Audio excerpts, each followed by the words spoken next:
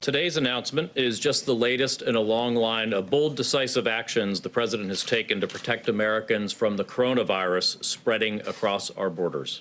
In January, within 2 weeks of China's notifying WHO about the virus, and with only 45 cases in China, we began screening travelers from Wuhan. Then, over time, as the outbreak evolved, the President restricted travel from China, Iran, and Europe. Our health experts say that these measures have been truly effective at slowing the virus's spread to our shores.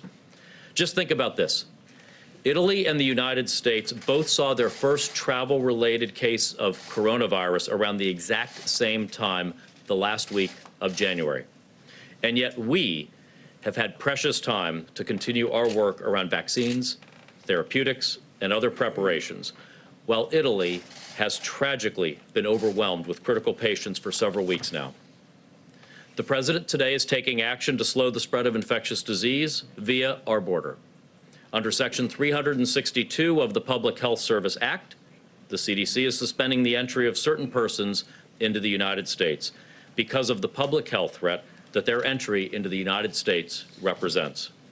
This order applies to persons coming from Mexico and Canada who are seeking to enter the country illegally and who would normally be held in a congregate setting like a Customs and Border Protection station.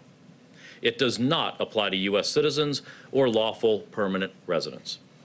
During this pandemic, a number of health challenges arise when illegal immigrants arrive at our northern and southern borders and are taken into immigration custody.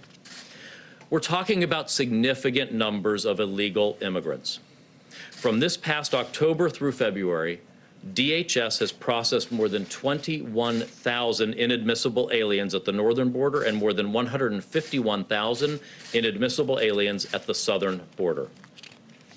CBP facilities were never designed to hold large numbers of people and to protect agents and migrants from infection during a pandemic, nor to treat them for a novel virus if large numbers are infected.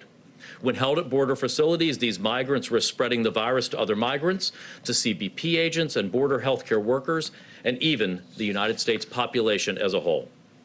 In such circumstances, the kind of social distancing measures the CDC and the President have recommended are simply not possible. On top of that, any resources that we are using to reduce the risk of infection among CBP agents, healthcare workers, and migrants in these facilities are drawing on an American healthcare system that is already fighting the coronavirus pandemic. That's why the President and his administration are taking these important steps to keep Americans and our immigration system safe from these health risks as part of our whole-of-government approach to combating the coronavirus.